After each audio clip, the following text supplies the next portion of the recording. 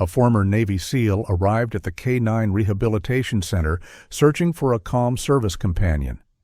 But instead of choosing one of the gentle dogs waiting to be adopted, he stopped in front of the kennel holding the most feared retired K-9 in the facility. A German Shepherd once known for saving lives, now labeled aggressive, unstable, impossible to approach. The staff warned him to keep his distance. But when the wounded soldier paused and listened, the dog did not snarl. He sent a signal, a silent cry only another survivor could recognize. And in that moment, something happened that no one in the building could explain. What followed stunned everyone who witnessed it. Before we begin, make sure to like and subscribe, and tell us in the comments, where in the world are you watching from? We love seeing how far these stories travel. Maple Ridge, Montana rested beneath an early autumn sky, washed in soft gold and deep violet. The small town curved gently around the silent lake, where cold water reflected the pine-lined hills like a calm second world. The air carried the faint scent of dry leaves and wood smoke, and the wind drifted slowly across the surface, quiet and thoughtful, as though the land itself preferred whispers over conversation. To anyone visiting, Maple Ridge looked peaceful. Too peaceful, perhaps, like a place time had forgotten. But the stillness only existed on the outside. Inside certain hearts, storms continued to rage. One of those storms lived inside Evan Carter. Evan was 38 years old, tall, strong-shouldered, with the posture of a man who had spent most of his adult life obeying orders before they were spoken.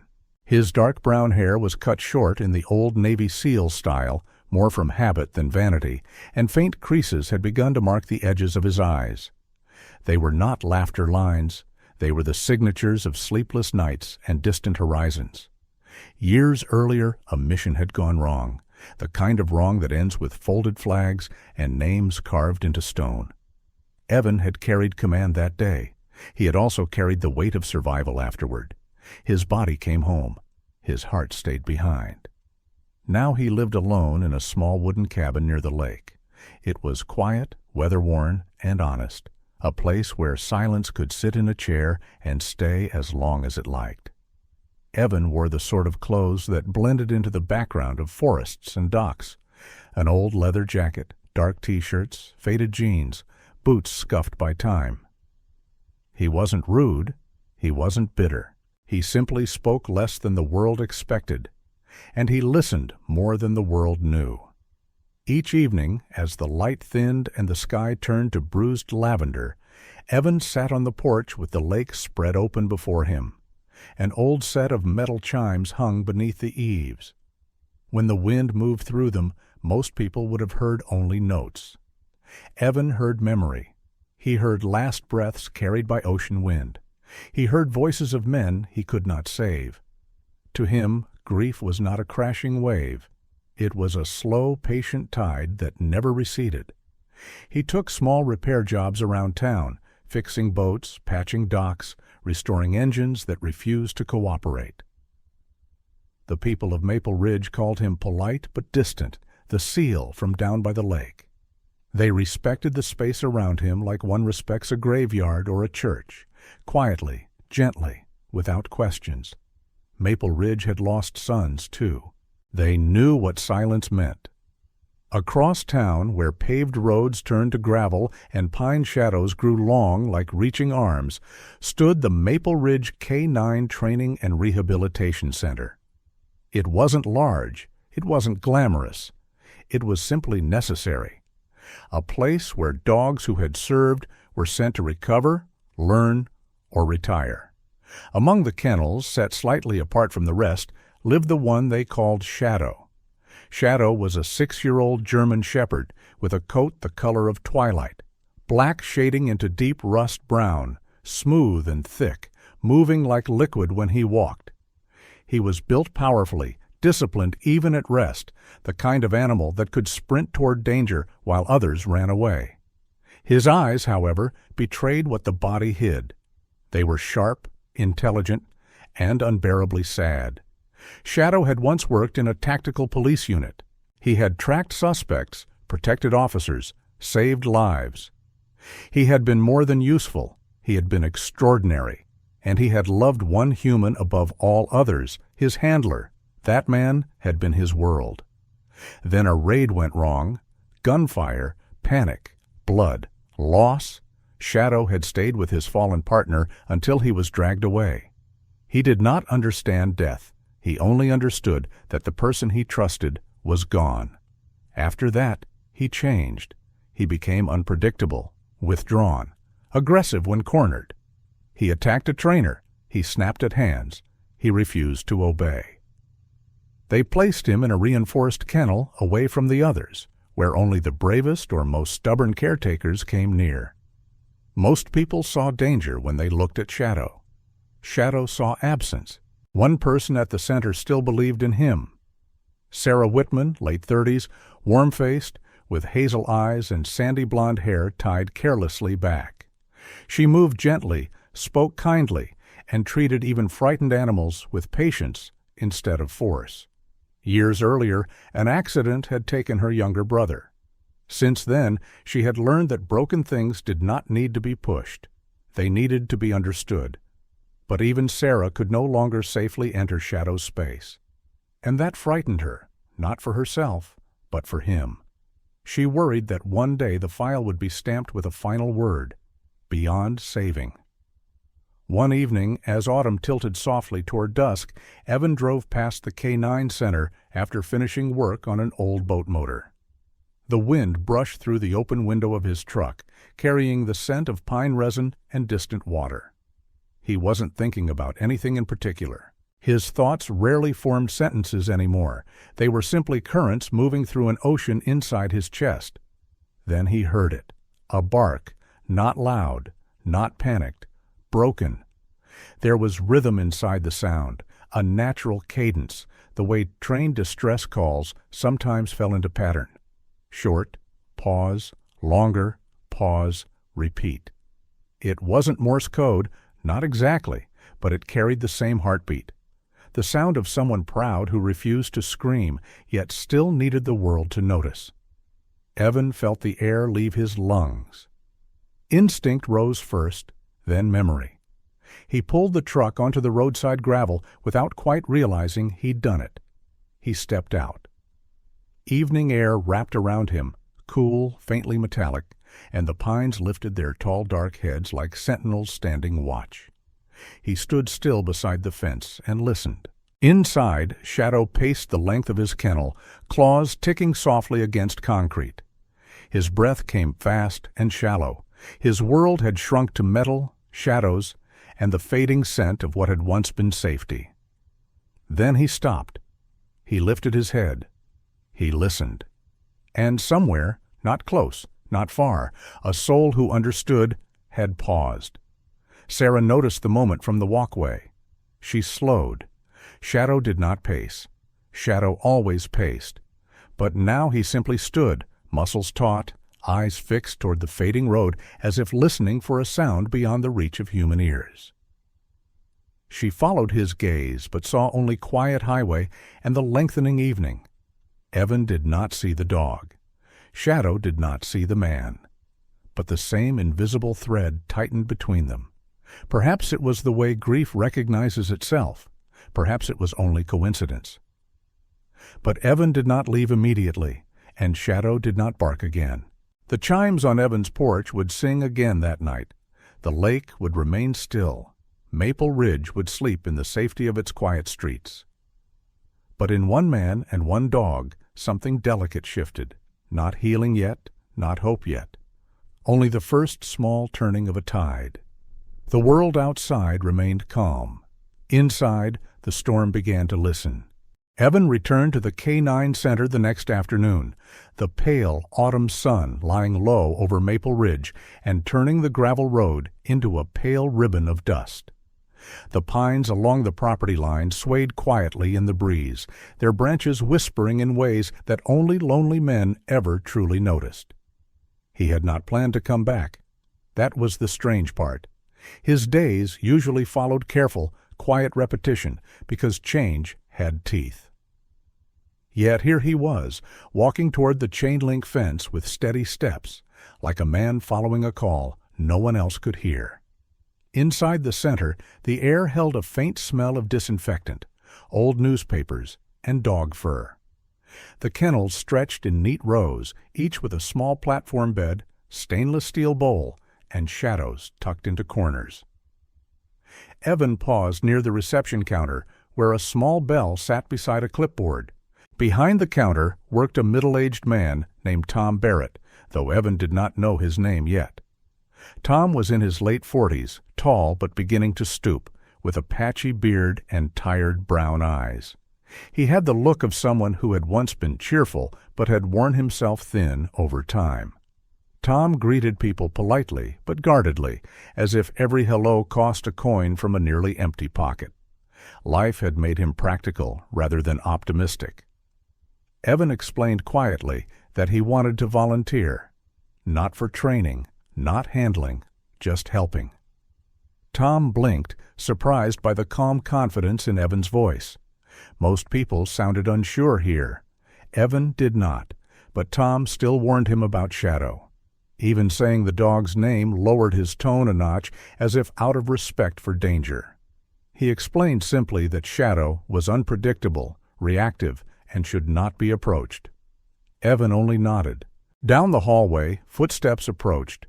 Sarah Whitman appeared, carrying a folder pressed against her chest. Up close, Evan noticed more of her details.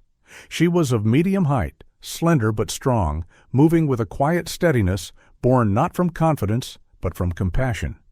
Her sandy blonde hair was tied loosely at the back of her neck, strands softening her face. Her hazel eyes held a gentleness that came from grief that had been accepted rather than denied. She greeted Evan with kindness that did not pry, as if she already sensed he was another person who lived carefully inside himself. She told him that she appreciated any help. She also warned him again about Shadow, not sharply, not with fear, but with sadness, like someone describing a wounded thing that still had teeth. Evan asked to see the dog. Sarah hesitated. Then, after a moment, she agreed, on the condition that he stood well back from the kennel. She led him down the corridor. Their steps echoed softly against the concrete floor, where faint claw marks traced restless paths.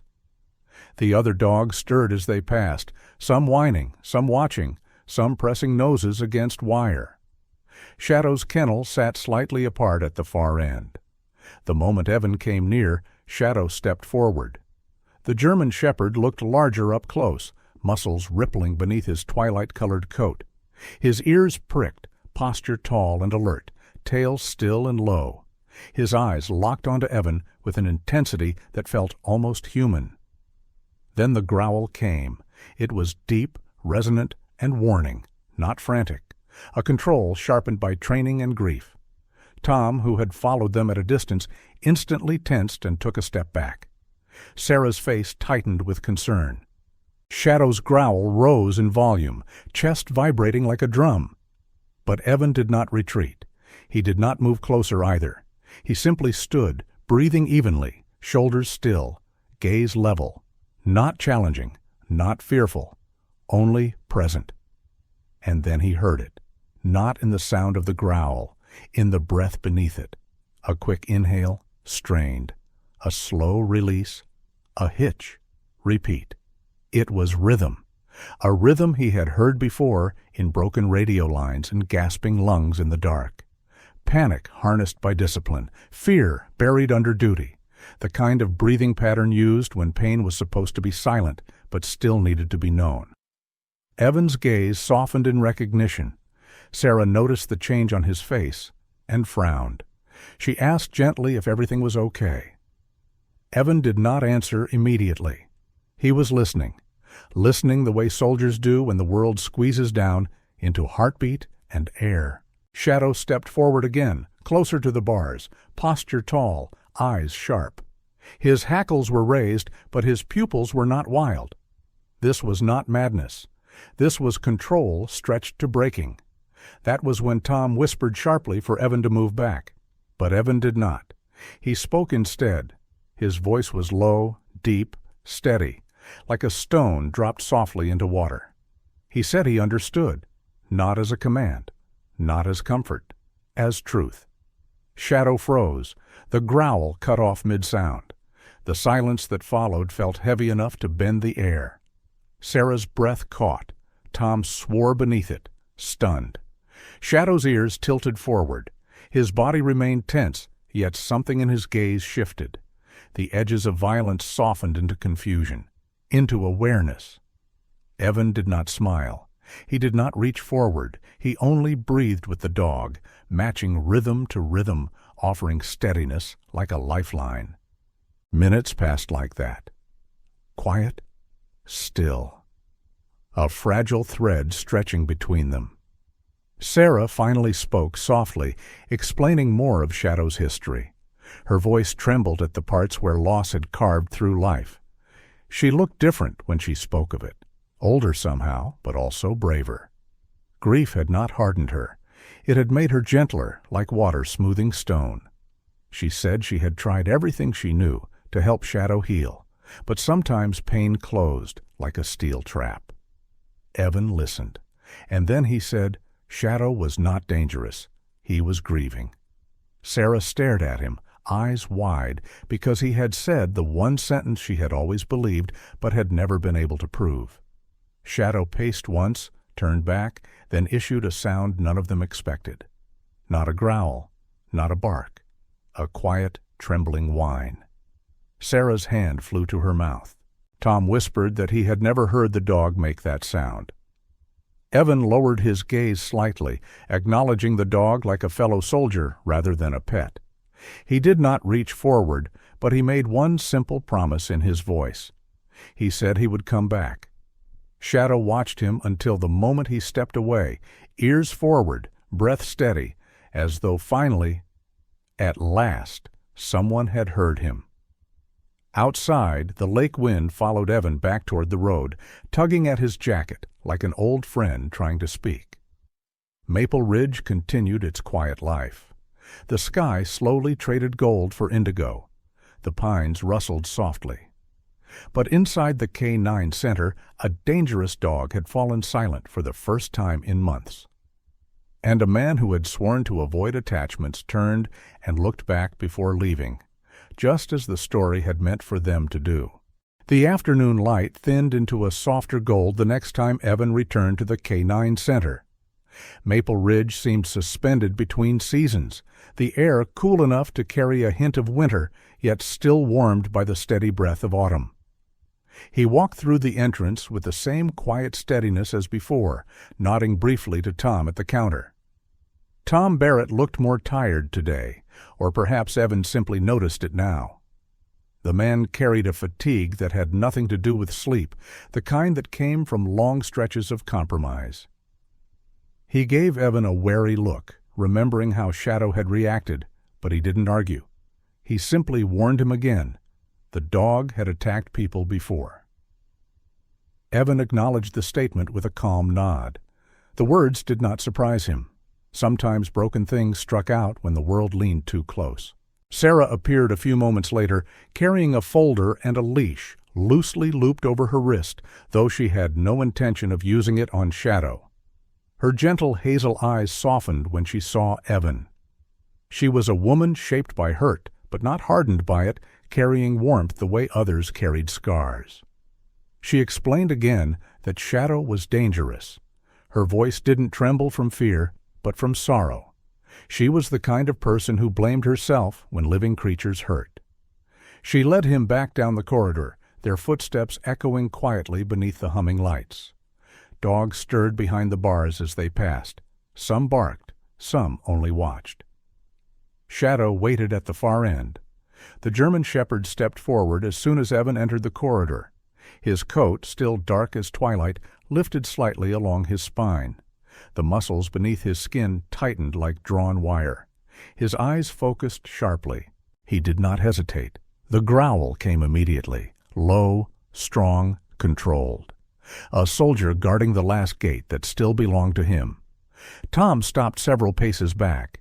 Sarah stayed near the wall, ready but cautious. She reminded Evan once more that the dog had attacked before. Her concern was not theatrical. This warning had been built from hard moments and real blood.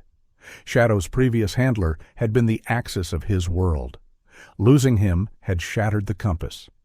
Since then, any attempt to command or restrain him had been received like an assault. Evan listened, but he did not step away. He eased himself slowly down to sit on the floor a safe distance from the kennel. The concrete was cool through his jeans. His posture was relaxed, almost casual, like a man sitting down to talk at a campfire rather than facing a supposedly dangerous animal. He didn't stare directly into Shadow's eyes because he knew that could be read as challenge. He let his shoulders rest. He allowed his breathing to fall into a slow, steady rhythm. He was there, not as a threat, not as an expert, but as another creature who had survived something he never asked for. Shadow's growl deepened. The staff tensed, but Evan did not move. He spoke then, not loudly, not with command. His voice was steady and low, shaped by the ocean winds he once worked beneath. He did not tell Shadow to calm down. He did not call him a good boy. He simply spoke gently, acknowledging him, speaking to him the way soldiers sometimes speak to each other after too much has already happened. The growl flickered. Shadow's ears twitched. The dog stayed near the bars, body still taut, ready for violence if needed. But something in his gaze began to shift. No wildness, no frenzy, only hesitation, as if he were staring at a memory that had unexpectedly taken human form. Sarah watched with breath held tight in her chest. She had seen aggression, she had seen panic. This was neither. This was something closer to grief unfolding in slow motion. Evan remained seated. His calm was not arrogance. It was the weathered stillness of a man who had already walked through fire and come out the other side burned, but breathing. He knew pain when he saw it. He knew what it meant to lash out simply because the world had taken too much. Shadow took a single step closer. The staff stiffened. The dog did not snap. He did not launch. He simply stood there, breathing heavily, chest rising and falling in sharp, aching rhythm. Then, from somewhere deep inside, came a sound that did not belong to a dangerous animal. A soft, broken whine. Barely audible. Raw. The sound of loneliness given voice at last. Sarah pressed a hand to her lips, eyes shining with disbelief. Tom muttered beneath his breath. Shadow had not made that sound for anyone since the day his handler died. Evan's expression softened. He lifted his head just slightly, not fully meeting the gaze, but allowing the dog to see his face. His voice when he spoke carried recognition rather than pity. He told Shadow he wasn't alone anymore. The sentence came out quiet, shaped by ghosts. Shadow lowered his head, not in submission, not in defeat, in grief. The tension shifted, no longer poised to strike, but heavy with exhaustion. He did not push forward toward the bars. He simply remained close, as though proximity itself was an act of trust carefully being negotiated. Two beings, scarred by different wars, sat separated by steel and fear and memory. And they saw each other, not as man and animal, as survivors. Sarah wiped a tear quickly, embarrassed, though no one judged her. She confessed softly that she had always felt Shadow wasn't violent by nature. He had simply lost the anchor that tethered him to the world. Losing her younger brother in a car accident had taught her how absence could hollow a person out from the inside. She recognized that emptiness in the German shepherd's eyes. Evan nodded because he knew what it felt like to bury entire futures alongside the fallen. For a long, suspended moment, the world shrank to breath, shadow, and shared understanding. Then Evan stood slowly, letting the dog see each movement. He promised in his low, steady voice that he would return, not for training, not to force change, only to be there. Shadow didn't bark, he didn't growl. He watched, he listened. And as Evan walked away, the dog released one last quiet whine. It wasn't loud, it wasn't dramatic. It was simply the sound of a lost soul realizing someone had finally heard him. The sun dipped beyond the pine ridge as Evan stepped outside, the air cool and smelling faintly of rain that hadn't yet arrived. Maple Ridge remained calm. The lake reflected evening sky like a mirror of all the unspoken things in the world. Inside the center, Shadow lay down near the bars for the first time in months rather than pacing in endless circles. And for the first time since the world had broken apart around them, two wounded warriors no longer felt entirely alone, just as the path had meant for them to realize. The morning sun brushed softly across Maple Ridge, warming the wooden storefronts and awakening the quiet street with a gentle glow. The scent of roasted coffee drifted through the air from the little cafe on the corner, the one with the hand-painted sign and flower boxes overflowing with late autumn marigolds. It was called Collins Coffee House, named after the woman who had poured more kindness than milk into every cup she served. That woman was Maggie Collins. Maggie was in her early 60s, with silver hair that curled softly at her shoulders and kind lines etched permanently into the corners of her eyes.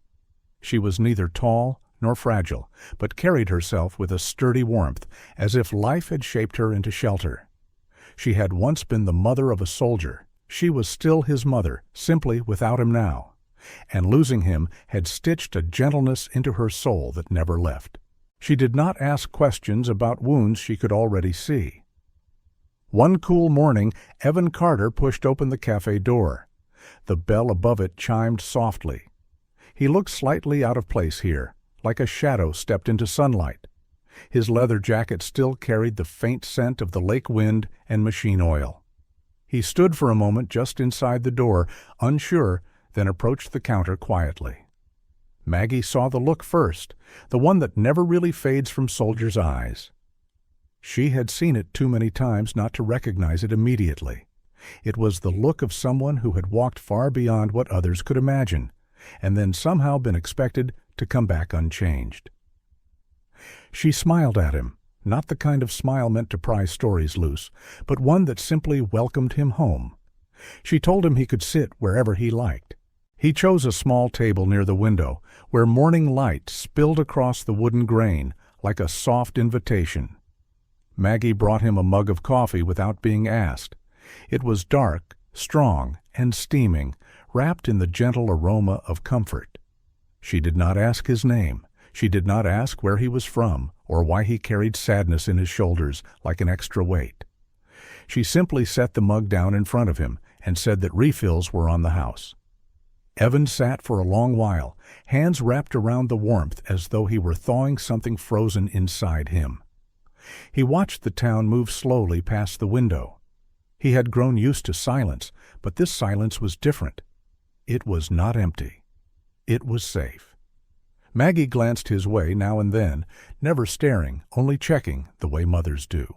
She treated everyone who walked in as if they belonged there, but there was a particular softness in the way she regarded lost-eyed men. Perhaps because she had once waited at this very window for a son who never came back. In the weeks that followed, Evan returned more frequently. Sometimes he came after working near the lake. Sometimes he came after visiting the K9 Center, where a certain German shepherd had begun to live close to the front of his thoughts. Maggie never asked why he came. She simply placed a warm cup before him, and sometimes a small plate with a slice of pie, pretending it was left over, even when she'd baked it for him specifically. Slowly, he began to nod when he entered. Slowly, she began to greet him by name. And slowly, the weight on his chest loosened enough that he found himself breathing more easily inside these walls. One late afternoon, Maggie approached his table and asked whether he might consider helping at the cafe when things got busy. She explained it gently. She had been doing this a long time, and there were days when her knees reminded her. A little extra help would be nice. She didn't say that she also wanted to give him something to belong to. Evan hesitated at first, unused to being needed in small, ordinary ways.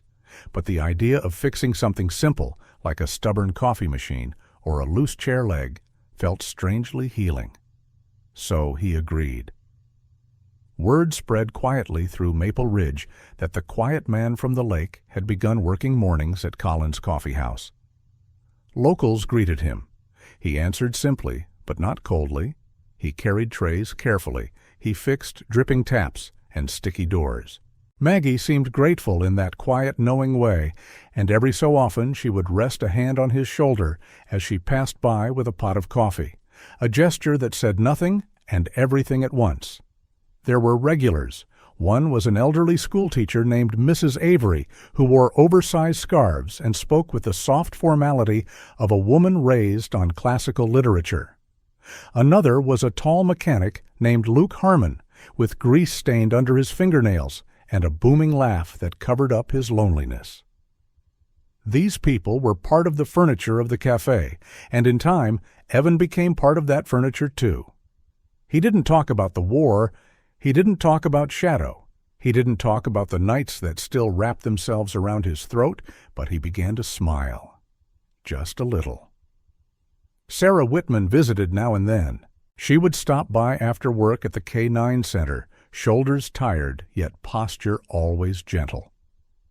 Sometimes she spoke with Maggie, whose maternal warmth wrapped easily around anyone within reach. Sarah told Maggie that there was a dog at the center who had changed around Evan. She didn't embellish or dramatize. She simply said that the dog had softened. Maggie listened quietly, hands folded around a ceramic mug, her eyes carrying the bittersweet understanding of a mother who knew the cost of loyalty. One evening, after closing, Maggie finally spoke to Evan more openly. Not to interrogate him, she never would, but to share something of herself. She told him about her son, about watching him leave in crisp uniform, about cooking meals for one that were meant for two, about the letter that froze time inside her house. She did not cry. Her grief was no longer a storm.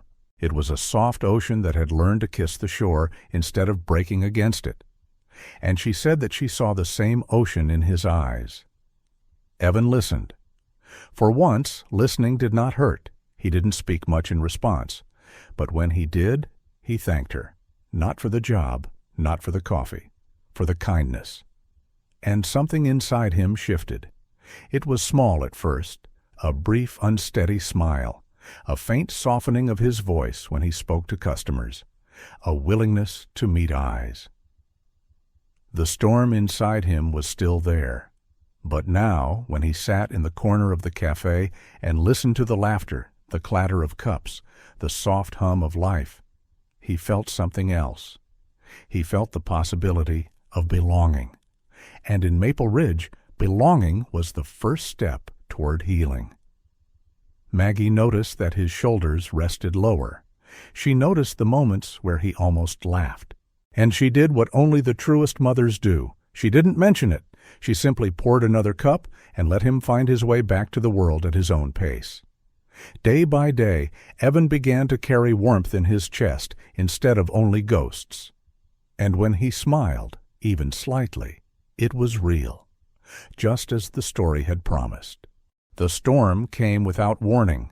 Late afternoon skies that had glowed calmly above Maple Ridge turned heavy, bruised with dark purple clouds that pressed low over the town. Wind swept down from the mountains in hard, restless bursts, rattling signs, bowing trees, and driving flocks of startled birds across the sky. Rain followed soon after, sharp and cold, splintering against roofs and windows like handfuls of pebbles. Thunder rolled in long, angry waves. Maple Ridge, so often quiet, suddenly felt fragile beneath the weight of the storm. At Collins' Coffee House, Maggie Collins watched the rain hammer against the glass windows and muttered softly under her breath. Her silver hair was pinned back tonight to keep it from whipping into her face whenever the door opened. She moved carefully, checking customers, urging them to get home before the highways flooded. She had always been protective of the town, the way a mother guards what little she has left. Her gaze drifted now and then toward Evan, who stood near the counter drying mugs. He looked out through the rain as though listening to something beyond the storm. Evan Carter had grown used to unsettled weather long ago, but this storm felt different. He felt the tension in the air like static under his skin. The lake wind pressed against the windows. Thunder spoke in long, echoing rumbles. His instincts sharpened, the way they always did when danger prowled unseen. He wiped another mug, set it aside, then turned toward Maggie and told her gently that he might need to leave early. She studied his face for a moment, saw the seriousness there, and simply nodded. She had learned to trust the quiet warnings etched into soldiers' bones. Across town at the Maple Ridge K-9 Training and Rehabilitation Center, the weather hit harder than anyone expected. The chain-link perimeter fence shuddered and bowed beneath the relentless wind. Trees groaned, branches swaying dangerously. Lightning tore the sky apart with blinding white fissures, followed by thunder that felt like the earth itself was breaking. Inside his kennel, Shadow began to pace. His fur was darker than the storm clouds, black layered with deep russet, sleek and powerful. Normally his pacing held rhythm, controlled and repetitive. Tonight it was frantic. His chest heaved, his eyes flashed. The storm sounded too much like another night that had ended in loss. Lightning, shouting, chaos. The echoes of trauma clawed through him with merciless precision. He began to bark, not wildly, not aimlessly, but in a pattern made of fear and discipline. A signal. Statement. Request. Then plea. Sarah Whitman had stayed late that evening. The storm made her uneasy, and uneasy nights were the ones when animals needed comfort most. Her hazel eyes, always gentle, now shone with concern beneath the fluorescent lights. She hurried down the hallway toward Shadow's kennel, her ponytail damp from where rain had blown in through a side door. Sarah was slender and graceful, but tonight her movements were urgent. She reached the end of the corridor and froze. Shadow was no longer in control. His body trembled, his claws scraped the floor. Every bark struck the air like emergency code, a call for help. One of the junior handlers, a young man named Daniel Price, rushed forward from the supply room. Daniel was in his mid-20s, lean, with anxious brown eyes and a tendency to second-guess himself. He had joined the center out of love for animals, but often found himself intimidated by the larger, more damaged dogs. Panic flashed across his face when he saw Shadow's state. His voice shook slightly as he said they might need sedatives. To him, Shadow looked dangerous. Sarah shook her head, torn between fear and compassion. She knew sedatives were often used when behavior escalated, but she hated the thought of numbing an animal who was already drowning inside grief. Still, the storm intensified and fear tightened its grip. Daniel reached toward the medical cabinet. Shadow's barking grew more desperate, but hidden inside the sound was order, pattern, message. Outside, lightning split the sky and revealed, for the briefest second, the bent outer fence where a tree limb had crashed down. The noise hit like an explosion. Shadow recoiled as though struck by memory. His eyes widened. His breath sharpened. The past came rushing back. He backed into the corner, then lunged forward again, not in attack, but in panic. Sarah whispered to him, voice shaking, but tonight he could not hear her, because tonight the storm spoke louder than kindness. Evan was already driving when the worst of the storm hit. The road glistened under sheets of rain, trees whipped and bent. His jaw tightened. The K-9 center rose ahead, like a shadowed shape against the lightning-lit sky. Something in his chest twisted sharply. He knew. He parked, stepped into the storm, and let the rain soak through his jacket within seconds. Wind slammed against him as he ran toward the building. Inside, the moment Sarah saw him, her eyes widened with both relief and worry. She looked like someone who had been trying to hold back the tide with bare hands. She told him Shadow had lost control, that he was panicking, that they might need sedation. Evan did not answer right away. He listened. Down the hallway, through the clash of thunder and the beating rain on the roof, he heard it. Not barking. Signal. Measured. Broken. refusing surrender. He moved toward the sound. Daniel whispered sharply that it wasn't safe, that Shadow had attacked people before. His voice trembled, fear and duty battling inside him. He was not a cruel man, just a worried one. Evan kept walking. He reached the end of the corridor. Shadow stood near the front of the kennel, chest heaving, muscles rigid. His eyes locked onto Evan, burning with fear and recognition. The storm roared overhead. Wind howled through the small gaps in the building. Thunder shook the metal bars. Shadow barked again. Call, pause, call. Evan stepped closer than anyone else dared. Sarah felt her heart stop. The air held its breath. Shadow's growl rumbled like distant artillery. His body was coiled steel. Yet Evan did not retreat. He stood tall and still, rainwater still clinging to his hair and jacket. His voice, when it came, was soft and steady as the ocean at night. A voice trained to cut through chaos without adding to it. A voice that remembered how to calm soldiers who had seen too much. "I hear you, soldier. I'm here." The words were not a command. They were a promise. Shadow froze. The growl fractured. The panic paused. The rhythm changed. He stared at Evan with raw, searching intensity, like a man recognizing a brother across a battlefield. Then the barking stopped, not because of fear, because he had been understood. His breathing remained rough. His body still trembled, but the wildness drained from his eyes, replaced with pain that no longer needed teeth. Sarah pressed her palm against her chest in disbelief. Daniel slowly lowered the sedative kit, his face pale. Shadow stepped closer to the bars and lowered his head, not in surrender, but in aching relief. The tension melted from his posture like storm water flowing back into the sea. He let out a quiet, broken sound. Evan did not step forward. He did not invade the space. He only remained, present, unflinching. For the first time since the raid that had stolen his world, Shadow was no longer alone in the dark. And the storm outside raged on, tearing at the trees, crashing against rooftops. But inside the K9 Center, the most dangerous dog in Maple Ridge had found peace in the steady presence of a man who understood the language of fear and loyalty, just as the story had always meant for them to do.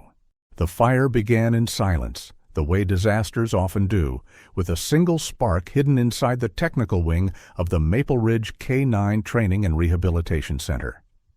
Night had fallen softly over the town, the storm clouds long gone, leaving the air sharp and cool beneath a star-scattered sky. The building slept in shadow, lights dimmed, the dogs resting in their kennels.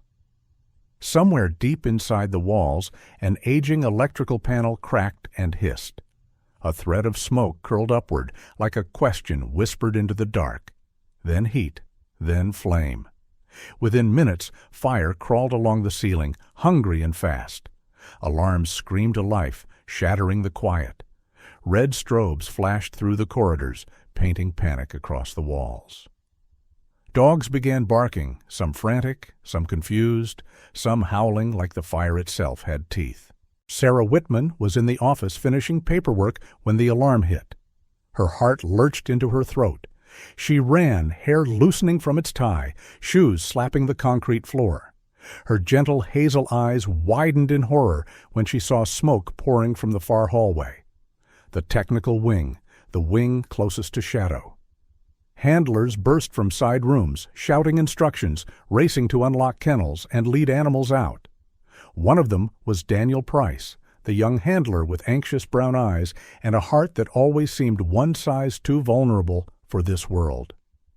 His hands shook, but he moved fast, freeing dogs, guiding them outside into the cool night. The center became a flurry of chaos, barking, metal clanging, alarms wailing. Smoke rolled in thick black waves. Shadow did not bark wildly like the others. He stood inside his kennel, muscles rigid, eyes sharp and alert. Smoke stung his lungs, but he did not panic in noise. The past rose inside him like a tide. Gunfire, flames, the smell of loss. And so he did what he had once been trained to do. He began transmitting distress, not with radios, not with words, with sound, measured, controlled. Sharp bursts of bark separated by deliberate pauses. A soldier calling for help by memory alone. No one else heard it for what it was. They heard noise. Sarah could not reach him. The corridor near his kennel glowed with heat, the overhead lights flickering and dying. Flames licked at the metal door frames. She called his name, voice breaking, but he could not move toward her. The latch had jammed. He was trapped. Smoke thickened. He kept sending the signal anyway, because that was what good soldiers did when no one came. Across town, Evan Carter was locking up the cafe with Maggie Collins. The street was quiet, the sky deep as ink. Maggie's silver hair glimmered faintly beneath the lamplight as she stacked chairs with practiced hands. Maggie had the steady patience of a woman who had learned long ago that life rarely listened when you begged it to be kind. She wore a small charm around her neck, old brass warmed by decades of touch. It had belonged to her son, the one she still spoke to in the quiet of her heart. Then, faint on the wind, sirens. Evan stilled. Something inside him snapped tight. He listened harder. Under the sirens, under the wind, under the living night itself, he heard it. Signal, precise, measured, desperate, shadow. He didn't explain. He just moved. Maggie called after him, her voice lined with worry. She had seen that expression before in soldiers who knew before the phone rang. Evan turned long enough to meet her eyes, and in that quiet exchange, she understood. She pressed the charm to her chest as he ran into the dark. The K9 center was already wrapped in smoke when Evan arrived. Firefighters were pulling hoses into position. Red emergency lights turned the world into a war zone made of color and siren cries. Staff shouted names. Dogs whined and barked in fear outside temporary fencing. Smoke billowed from the roof, thick and black. Evan barely noticed any of it. He heard only the signal. He ran past a shouting firefighter who grabbed at his arm, but missed. Sarah appeared through the haze, coughing, tears streaking through soot on her face. When she saw Evan, relief and terror collided in her expression. She told him Shadow was trapped. Her voice cracked. They couldn't reach him. The doors were too hot, the air too thick. Shadow signaled again, a sharp, aching rhythm. Evan didn't hesitate. He went inside. No gear, no mask, just a body that had already survived too much. Heat slammed into him like a living wall. Smoke clawed at his lungs. The building roared as fire consumed metal and memory. He moved low, counting steps, following sound rather than sight.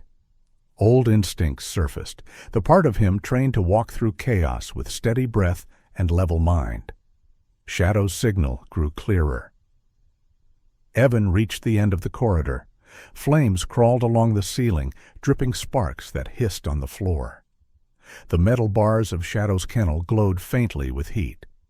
The dog stood there, chest heaving, ears forward, eyes locked onto Evan the moment he appeared through the smoke. Relief flashed in them. Recognition, not fear. Evan stepped closer, every inhale a knife. He spoke through scorched air. His voice remained level, steady, the same voice that had once held broken men together in the dark. "I'm here." Shadow whined softly, still controlled, still disciplined, still trying to communicate through the thick wall of disaster. The latch had melted. The door refused to give. Evan wrapped his hand in his jacket and pulled. Pain flared bright through his arm. Metal burned. He gritted his teeth and pulled again, muscles straining, breath ripping in his chest. The lock creaked, screamed. Shadows danced against the smoke like ghosts. One more pull. The door broke free with a violent wrench. Shadow burst forward, not to run, but to circle once around Evan like a guardian checking for wounds. His fur was hot where embers had grazed it. His breathing was rough, but his focus remained clear. He stepped to Evan's side. Then he led. They moved together through collapsing smoke, Shadow pressing close, nudging Evan left when beams fell right, guiding him toward cooler air, toward life. The dog who had been called dangerous now acted with purpose, honed by service and grief and love. Outside, the firefighters saw them emerge through the smoke like figures from another world. Sarah cried out, relief breaking her voice wide open. She ran forward but stopped short when Shadow planted himself protectively at Evan's side. Even then, he guarded. Meanwhile, far from the flames, Maggie Collins sat alone in the darkened cafe. The power had flickered out, leaving the room lit only by candles she had gathered in trembling hands. Rain whispered against the windows. The charm hung heavy from her fingers, warmed by prayer. She bowed her silver head and closed her eyes. She did not pray for miracles. She prayed for mercy. For one more soldier not to be taken. Her lips moved silently. Her shoulders shook. But her hope did not break. Back at the center, paramedics surrounded Evan and Shadow. Oxygen masks, flashlights, urgent hands, and steady voices. Sarah knelt in front of Shadow and whispered his name, voice shaking with love and shock and gratitude. The German shepherd finally lowered his head and let himself breathe. Evan's eyes met Shadow's. Two survivors, two warriors who had walked through fire. The world did not change that night, but something inside them did, and fate, though cruel, loosened its grip, just as the story had meant. Smoke still clung to the night like a worn cloak when Evan Carter returned to the Maple Ridge K-9 Training and Rehabilitation Center the following evening. The fire had been extinguished, the emergency lights replaced by temporary lamps that cast pale halos across blackened walls. The air smelled of burned wires and wet ash. Crews moved in and out of the building, carrying warped metal and broken equipment.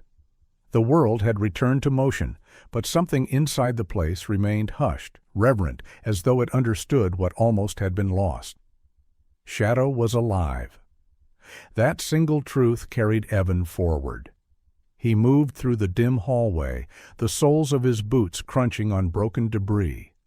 His breathing remained steady, though his ribs ached faintly from the night before. His leather jacket bore faint burns at the cuff where heat had reached for him. He did not think of himself. He thought only of the German shepherd who had stepped into the fire with him and then out again. Sarah Whitman appeared at the far end of the corridor. She looked exhausted.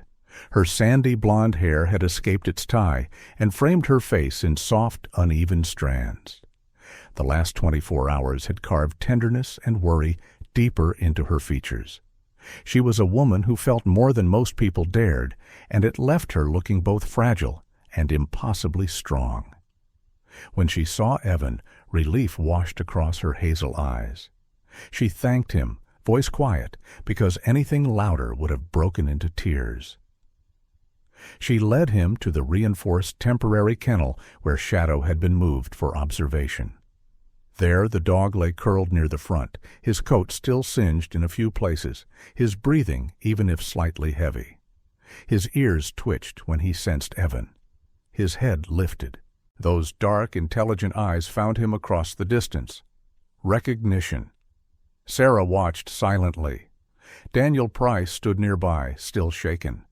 He carried the air of a young man who had faced danger and discovered that courage sometimes arrives too late, but he was learning. His brown eyes softened when he saw the way Shadow looked at Evan. Evan stepped closer. No rush, no command, only presence.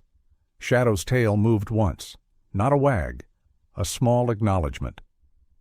There had been a moment in the fire when Shadow could have run, could have bolted into the night and disappeared into the forests that bordered Maple Ridge.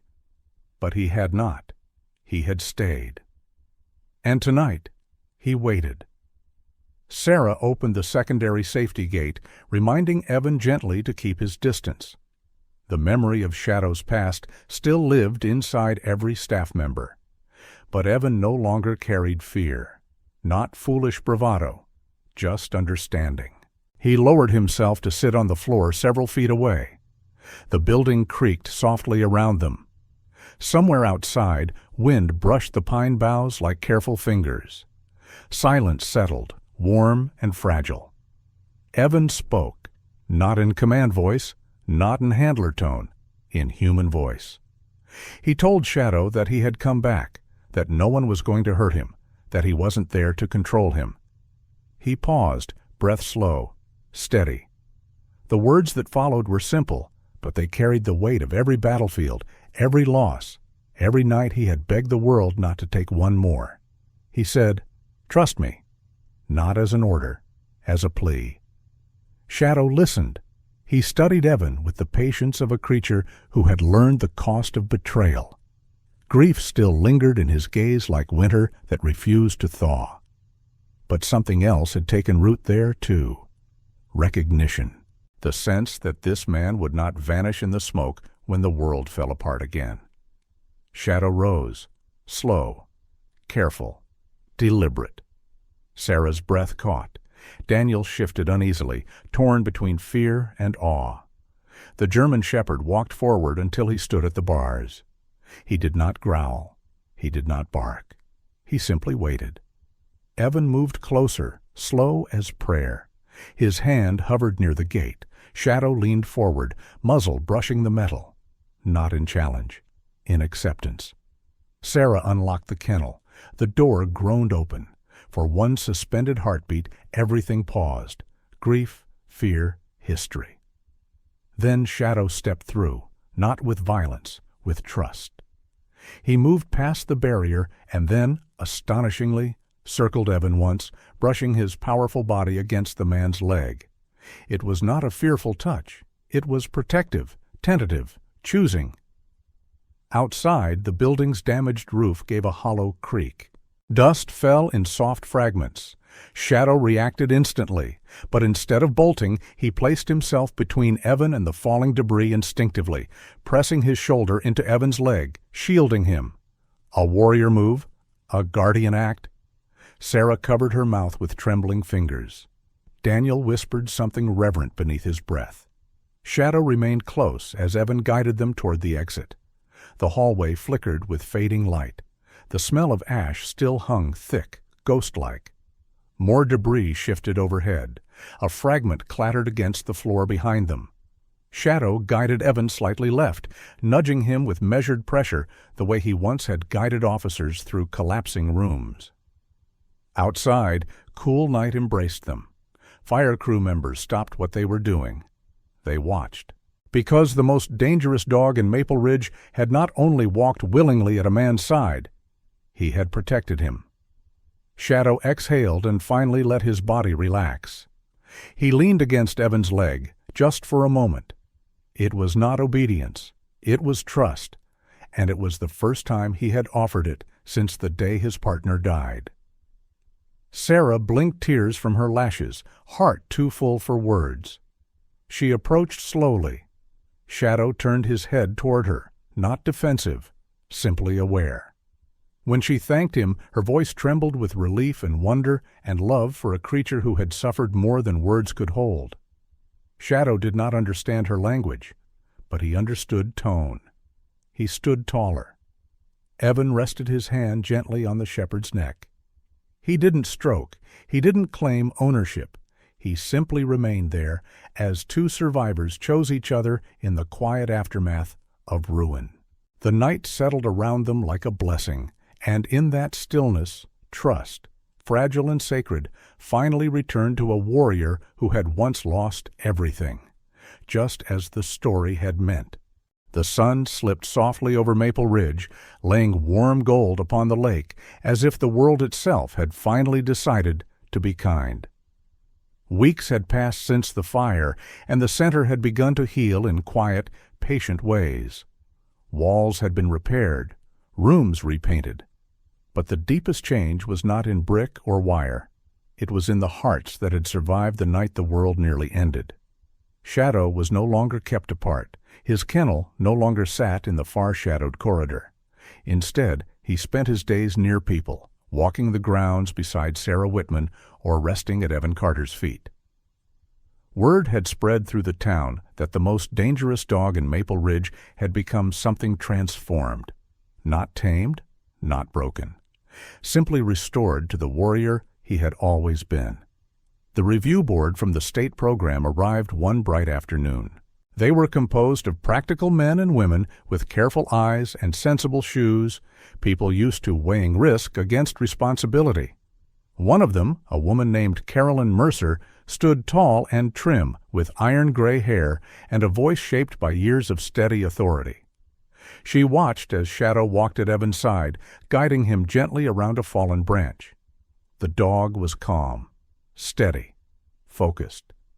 Purpose flowed through him like breath. Test after test passed quietly. When the final forms were signed, Caroline's voice carried a rare softness.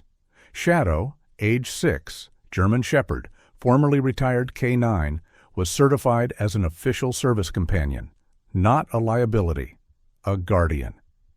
Sarah stood nearby, slender hands clasped beneath her chin, tears resting like fragile light at the corners of her hazel eyes. Her grief had taught her to recognize miracles, and this one wore fur and carried a scarred heart. Daniel Price lingered near the doorway, nervous eyes gentled by relief. He whispered that Shadow finally looked like he belonged in the world again. And he did. Shadow no longer paced at night. He no longer sent signals into the darkness. He rested with trust beneath his ribs instead of aching loneliness. And Evan Carter no longer walked alone. He found rhythm again. Mornings at Collins' Coffee House, where warm light poured through the windows and Maggie Collins greeted him with gentle humor and quiet understanding. Afternoons helping at the center, evenings spent at the lake with Shadow beside him, the two of them moving through Maple Ridge like parts of the land itself. Sometimes strangers stopped simply to smile, because hope is contagious when you see it. Maggie watched them often, her silver hair lit softly in the sun. She had taken to calling them her boys in the quiet of her heart. One afternoon, she brought 2 steaming mugs outside and set them on the table, her warm brown eyes sparkling with that motherly humor that grief could not destroy. She told Evan with gentle certainty that God sends warriors, and sometimes they walk on 4 legs. For the first time in years, Evan laughed, not the quiet half-smile he used before. A real one? It changed his whole face. Evening brushed Maple Ridge in amber when Evan and Shadow walked down to the lake.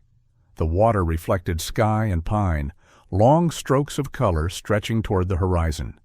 The wind drifted softly through the reeds, carrying the scent of earth and quiet eternity. Evan sat on the worn wooden dock. Shadow settled beside him, tall and steady, shoulder resting lightly against Evan's side.